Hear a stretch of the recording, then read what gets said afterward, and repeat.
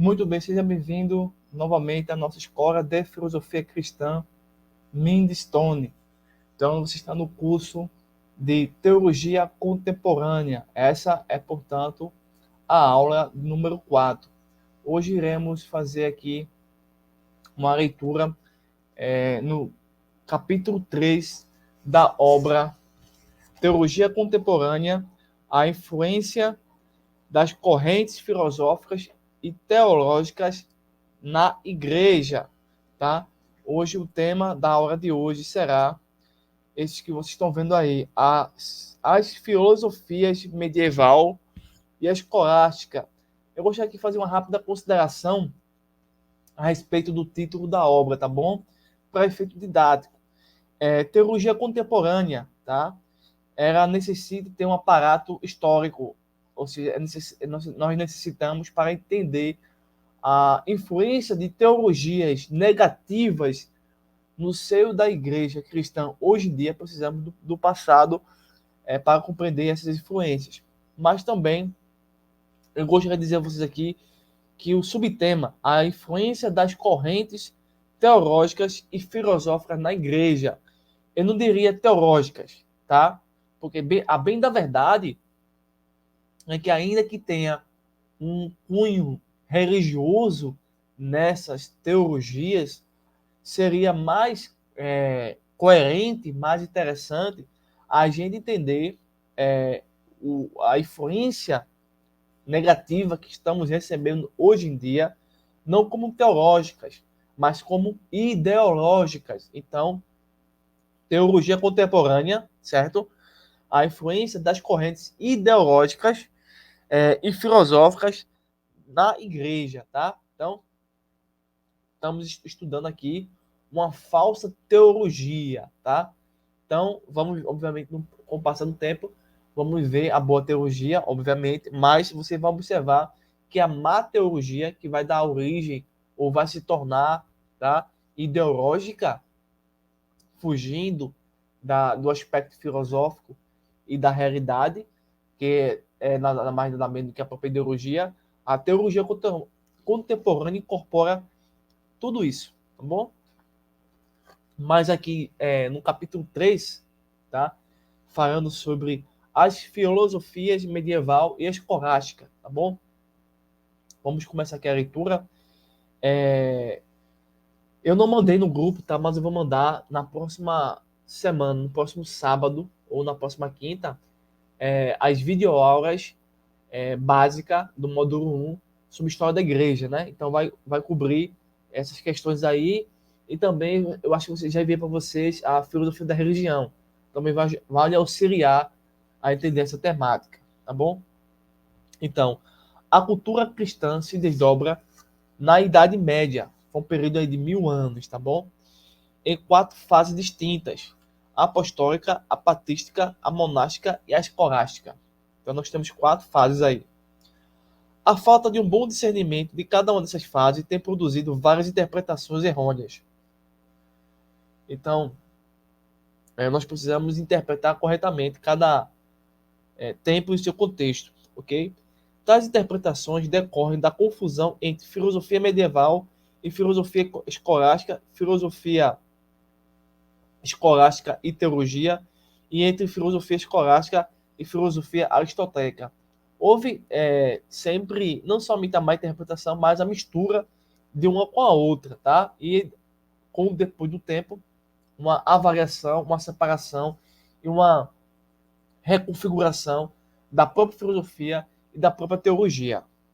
Então, há 4 períodos na evolução da filosofia medieval: período de formação, período do apogeu, período da decadência e período da transição, ok? No período da formação, a filosofia medieval se encontra muito longe das grandes sínteses do século XIII, por faltar de equilíbrio e unidade. Vários tipos de escolas encontraremos nessa época: escolas paroquiais, escolas abaciais, escolas catedrais, escolas palastinas, escolas municipais. Entre as correntes não escolásticas desse período se destaca a escolástica dissidente, inspirada no neoplatonismo, a filosofia árabe e a filosofia hebraica. Então, em todo o período medieval, houve as filosofias judaica, houve filosofia cristã e houve filosofia árabe, tá? Então, por exemplo, os árabes foram os grandes e os principais responsáveis pela manutenção das obras da antiguidade do mundo grego romano, do período helenístico, né? Das obras dos filósofos pré-socráticos, dos pensadores. Os árabes, eles conservaram tudo isso. Já o cristianismo, ele vai contribuir no seguinte, vai pegar as filosofias de Sócrates, de Aristóteles e dos demais e vão fazer uma reconfiguração. Eles vão melhorar a filosofia, vão fazer uma correção dessas filosofias, e daí nós vamos ter as escolas medievais, a escola patrística, a escola escolástica, vamos ter a própria filosofia cristã como um todo, né? Mas com o passar do tempo vai ser incorporada, introduzida em uma nova, vamos dizer assim, uma configuração religiosa que nessa configuração religiosa que vai dar origem ao catolicismo e por esse motivo vai se distanciar-se das escrituras. Posteriormente, a reforma protestante vai dar um, um stop nisso tudo e vai retornar às raízes judaico-cristã e também à filosofia. Então, o período do apogeu, no século XIII, constitui uma das fases mais brilhantes e gloriosas da história do pensamento.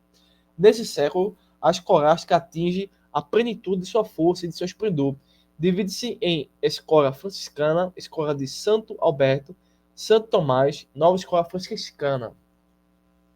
Sob o ponto de vista pedagógico, a escola pode ser considerada uma síntese da pedagogia tradicionalista com a humanista. As universidades foram as instituições escolares que maior influência exerceram sobre a gênese da irradiação das doutrinas filosóficas do século XIII. Entre os filósofos dessa época se destacam Alexandre de Ares, São Boaventura, Santo Alberto Magno, Santo Tomás de Aquino e Duas Couto.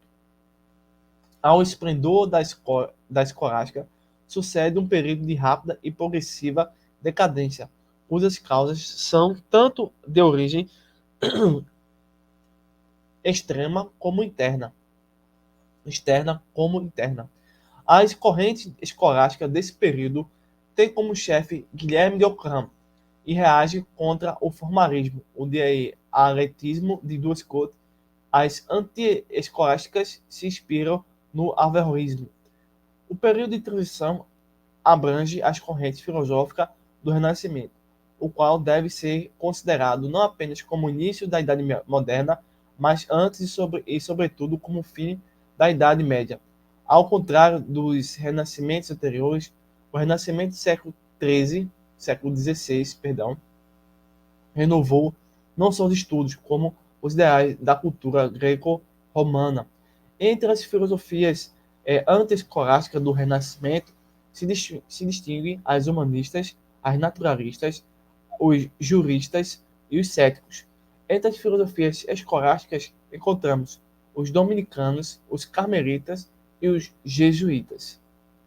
No tema do capítulo 3, a filosofia escolástica, nós vamos poder entender assim que o termo escolástica significou, a princípio, um conjunto de saber transmitido nas escolas clericais. O escolástico era o mestre de 7 artes liberais ou o chefe de escolas monásticas ou catedráticas. Então já percebemos aqui, no decorrer de toda essa construção, desse desenvolvimento equilibrado e desequilibrado em alguns pontos, a formação, a manutenção e a própria constituição de escolas e universidades que tinham um teor necessariamente religioso, filosófico, teológico, balizador em suas raízes. Hoje, nos dias atuais, as escolas pertencem ao Estado e à forma de poder marxista que estamos sentindo, infelizmente. Tais escolásticas já não se propunham, como os pais da igreja, a compreender, a formular a doutrina cristã com auxílio da filosofia grega, mas fundamentar e ensinar a doutrina da igreja como sistema científico. A vida espiritual na Idade Média se mantém numa atitude receptora frente à cultura antiga e se submete à autoridade dos pensadores clássicos, quer ensinar a ciência e a filosofia e não investigar e filosofar por conta própria. Por isso, o método característico da escolástica é o silogismo, tá? Depois a gente vai ver o que isso é melhor mais na frente. Silogismo, apropriado para expor e apresentar verdades já encontradas, mas não apropriado para a descoberta de novas ideias. Outro caráter da escolástica é a sua preocupação em resolver as condições existentes entre as autoridades reconhecidas com o propósito final de mostrar que não existe conflito entre o saber e a fé, a filosofia e a teologia, a razão e a revelação. Uma grande questão desse período como um todo foi a preocupação desses estudiosos em mostrar que a fé, em até certo sentido, a fé cristã, tá, não é inimiga da ciência. Porém, é necessário você entender que, historicamente, as religiões, catolicismo, hinduísmo, espiritismo, seitas cristãs, elas são totalmente anticientíficas, mas de forma nenhuma a escritura é anticientífica. Mas a ciência ela pode ser antibíblica, então nós precisamos ter cuidado em verificar tudo isso de uma forma coerente. Considerada sociologicamente, a escolástica é um tipo de vida intelectual, um estilo de pensar e filosofar que se estende por mais de 6 séculos.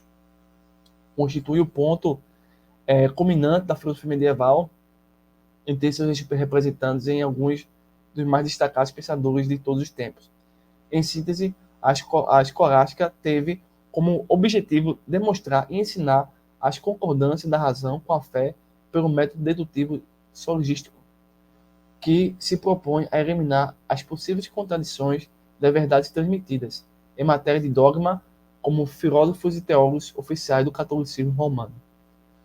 Falando sobre os universais, conceito muito interessante e o próprio filósofo Aristóteles vai desenvolver anteriormente, mas aqui nós vamos ver como o movimento escolástico só adquire seus claros perfis no século XII, com Santo Anselmo de Canterbury, que marca a passagem da imediação da fé à penetração racional.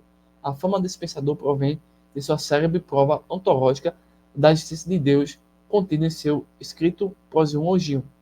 O argumento ontológico é a tentativa de provar a existência de Deus a partir do seu próprio conceito. Por Deus entendemos, segundo a definição, o mais perfeito que em geral pode ser pensado. Até o ateu possui esse conceito, mas o perfeito, por excelência, não pode existir apenas no intelecto, pois então deixaria de ser, visto que existiria algo fora da consciência superior a ele. Por conseguinte, caímos numa contradição se não conhecemos que Deus existe também fora de nós. Esse argumento incorre no paralogismo, como já fizera ver um contemporâneo de Anselmo, o monge Galniro. Existirá necessariamente, por exemplo, a ilha mais perfeita, só pelo fato de se imaginar? Quanto aos universais, a questão é essa. Possuem significados gerais das palavras, conceitos universais, realidade externa, ou simplesmente são produtos da mente humana e por isso meros nomes. É Deus, por exemplo, uma realidade em si ou mera generalização, o nome de 3 pessoas divinas. Santo Anselmo e os místicos tomaram partido e Rossellino toma outro partido. Os primeiros dizem que os universais são coisas, daí chama-se realismo sua doutrina. O segundo não lhes dá outro caráter que o de nomes, e desta doutrina deriva-se corrente dos nominalistas. Talvez a primeira concepção realista dos universais tenha sido formulada por John Scott de Erigena, que assinara que os conceitos gerais são realidades originárias que criam de si o particular. Os universais não são só substância, mas são também, com relação às coisas singulares, mais originários, produtores determinantes são substâncias reais e para produzir a verdade, tanto mais reais quanto mais gerais.